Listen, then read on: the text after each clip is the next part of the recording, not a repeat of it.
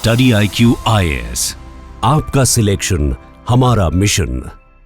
नमस्कार दोस्तों भारत पाकिस्तान टेंशन्स के बीच एक बहुत बड़ी खबर सामने आई है। बताया जा रहा है कि पाकिस्तानी रेंजर्स ने बीएसएफ के एक जवान को डिटेन कर लिया है, पकड़ लिया। आप देख सकते हो खबर, बीएसएफ जवान detained by Pakistan rangers after accidentally crossing border. तो यहां पर हमारे लिए जानना जरूरी हो गया है कि एग्जैक्टली है क्या पूरा मामला, मतलब कैसे हमारा जो बीएसएफ का जवान है वो वहां पर चला गया बॉर्डर पार करके, और यहां पर क्यों उसको पकड़ा गया है, आगे क्या होगा, वो सब कुछ मैं आपको बताऊंगा। लेकिन सबसे पहले देखते हैं कि एग्जैक्टली हुआ क्या है। देखिए, आज का ये पूरा इंसिडेंट बताया जा रहा है 24 अप्रैल दिन में हुआ होगा। यहां पर India Pakistan international border in the Firozpur sector of Punjab, यहां का ये इंसिडेंट है। अच्छा, इसके लिए आपको थोड़ा सा मैप समझना होगा। देखो, जब भी हम भारत और पाकिस्तान के बॉर्डर की बात करते हैं ना, तो ज्यादातर लोगों को लगता है LOC, लाइन ऑफ कंट्रोल। देखो, जो लाइन ऑफ कंट्रोल है वो सिर्फ आपका जम्मू कश्मीर और लद्दाख वाले रीजन में है। ये अगर आप ऊपर ये मैप देखोगे, वैसे तो ये पूरा इलाका हमारा ही है, पूरा जम्मू कश्मीर और लद्दाख। लेकिन यहां पर आप सब जानते हैं कि इलीगल तरीके से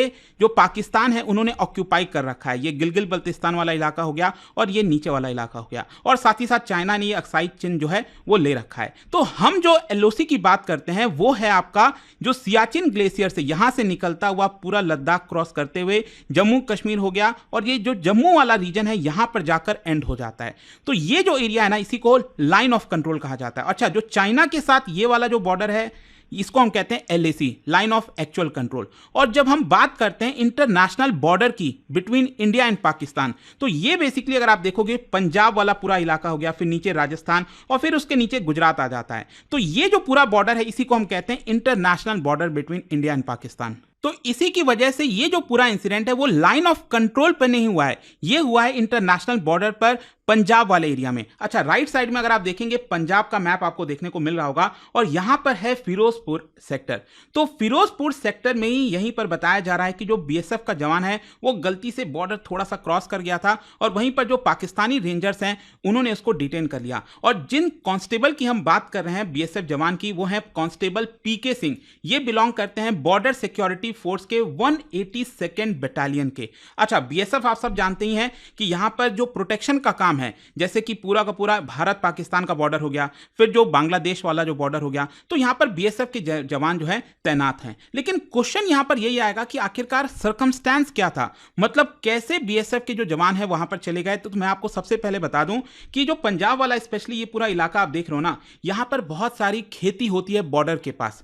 तो जो फार्मर्स वगैरह हैं वो रेगुलर बेसिस पर वहां पर जाते हैं, खेती करते हैं, वापस आते हैं। तो इसके लिए कई बार जो BSF के जवान हैं, ये कॉमन प्रैक्टिस है कि जो हमारे किसान हैं उनको संरक्षण देते हैं, उनको प्रोटेक्शन देते हैं। तो यहीं पर बताया जा रहा है कि जो PK सिंह हैं वो भी एक प्रकार से जो इंडियन फार्मर्स हैं उनको प्रोटेक्ट कर रहे थे, वहां से ले जा रहे थे। अब क्या है कि अभी आपको पता है बहुत ज्यादा गर्मी पड़ रही है, दिन के समय काफी ज्यादा गर्मी पड़ रही होगी, तो PK सिंह को कुछ एक पेड़ दिखा होगा और वो पेड़ के नीचे जाकर रेस्ट करने लगा है। अब प्रॉब्लम क्या होता है ना कि कई लोगों को यह लगता है कि जो पूरा बॉर्डर है वो पूरी तरह से सील किया हुआ है, वहां पर जो फेंसिंग है वो पूरी तरह से बिछाई हुई है। देखो, ऐसा नहीं है, बहुत सारे इलाके ऐसे हैं जहां पर अभी अच्छे तरीके से फेंसिंग नहीं हुई है, और इसी की वजह से कई बार कंफ्यूजन हो जाता है। तो जो PK सिंह है वो गलती से बॉर्डर जस्ट पार करके जो पेड़ दिखा होगा, गर्मी का समय था, वहां पर वो रेस्ट कर रहे थे, और तभी बताया जाता है कि जो पाकिस्तानी रेंजर्स हैं तुरंत आते हैं वहां पर और PK सिंह को अरेस्ट कर लेते हैं। और जब PK सिंह को अरेस्ट किया गया था कांस्टेबल को,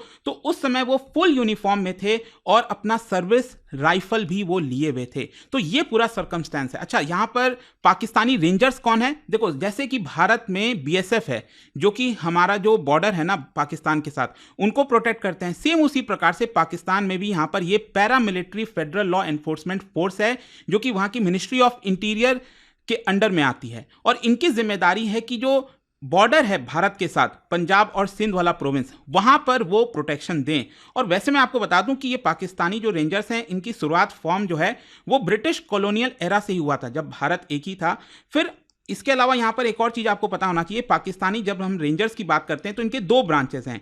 एक है Punjab rangers. Punjab rangers basically again ये जो पूरा बॉर्डर आप देख रहे हो इंटरनेशनल बॉर्डर, उसको प्रोटेक्ट करते हैं। और यहां पर दूसरा है Sindh rangers. Sindh ranger border को प्रोटेक्ट नहीं करते हैं, बट उनकी जो इंटरनल सिक्योरिटी है, ये जो नीचे सिंध वाला इलाका है वहां पर इंटरनल सिक्योरिटी ये लोग प्रोवाइड करते हैं। और दोनों ब्रांचेस में आपको 20-20 हजार के आसपास जवान देखने को मिलेंगे। तो अब क्वेश्चन यहां पर यह आता है कि जब भी इस तरह के इंसिडेंट होता है, अब ऐसा नहीं है कि पहली बार कोई भारत का जवान क्रॉस कर गया हो, पहले भी ऐसा बहुत बार हुआ है कि पाकिस्तान की तरफ से उनके जो जवान हैं वो भारत की तरफ आ गए हों।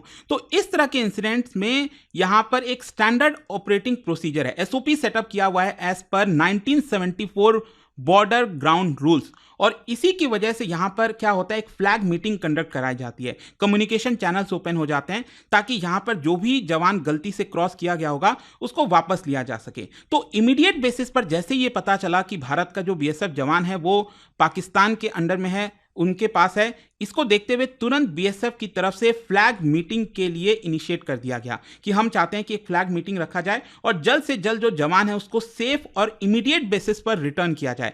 ये भारत ने अभी पाकिस्तान को कन्वे कर दिया है। अब क्वेश्चन ये है कि इसका स्ट्रैटेजिक इंप्लीकेशन क्या है। देखो, अगर ये नॉर्मल कंडीशन होता, अभी तो क्या आप सब जानते हैं पूरा देश इस समय आग बबूला हो रखा है। जिस प्रकार से पहलगाम में आतंकियों ने हमला किया, निर्दोष लोगों को जिस तरह से मारा, मतलब समझ नहीं आ रहा कि आखिरकार एग्जैक्टली अभी होने क्या वाला है, भारत किस तरह से कदम लेने वाला है। वैसे तो डिप्लोमेटिकली बहुत सारे कदम लिए गए हैं, तो आपको समझना है कि ये इस समय नॉर्मल कंडीशन नहीं है। नॉर्मल कंडीशन में तो क्या है होता कि ये स्टैंडर्ड ऑपरेटिंग जो प्रोसीजर है उसके माध्यम से फ्लैग मीटिंग कंडक्ट कराई जाती और जो जवान का एक्सचेंज है वो यहाँ पर आराम से हो जाता ताकि किसी भी प्रकार का एक्सकलेशन ना हो सके।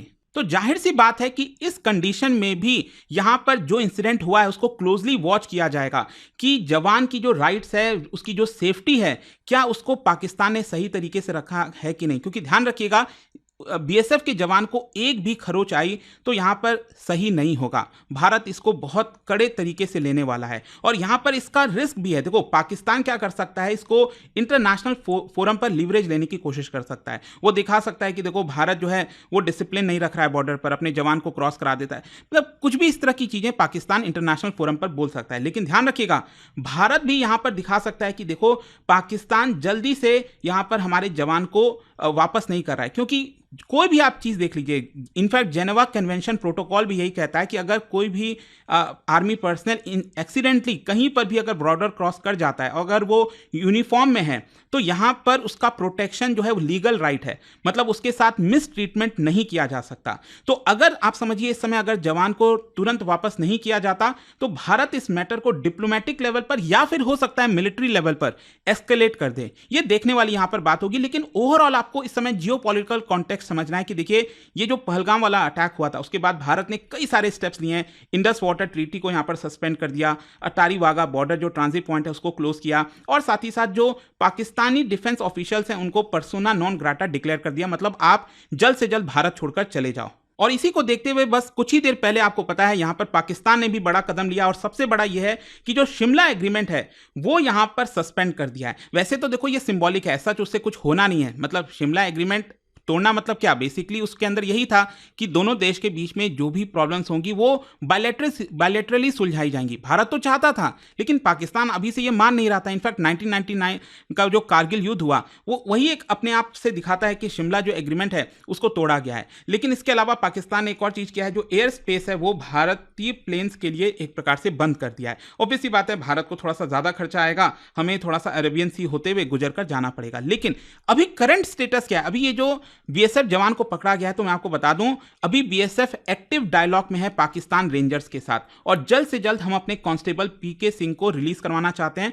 अभी तक तो कोई साइन नहीं मिला है कि उनको किसी प्रकार का मिसट्रीट किया गया है और पाकिस्तान ने भी अभी ऑफिशियली कमेंट नहीं किया है और कब तक यहां पर रिलीज किया जाएगा अभी नहीं पता। लेकिन डेफिनेटली ये जो कंडीशन है इसको काफी क्लोजली वॉच किया जाएगा एंड लेट्स सी यहां पर जो भी अपडेट आता है मैं आपको बताऊंगा। बट जाने से पहले आप सबके लिए एक क्वेश्चन है, क्या बता सकते हो with reference to India Pakistan border management यहां पर दो स्टेटमेंट में से कौन से करेक्ट हैं? और इसका जो राइट आंसर आप सब जानते हैं मेरे इंस्टाग्राम पर तो मिलेगा ही, वहां पर अगर आप नहीं हो कोई बात नहीं, टेलीग्राम से ले सकते हैं इसका सही उत्तर।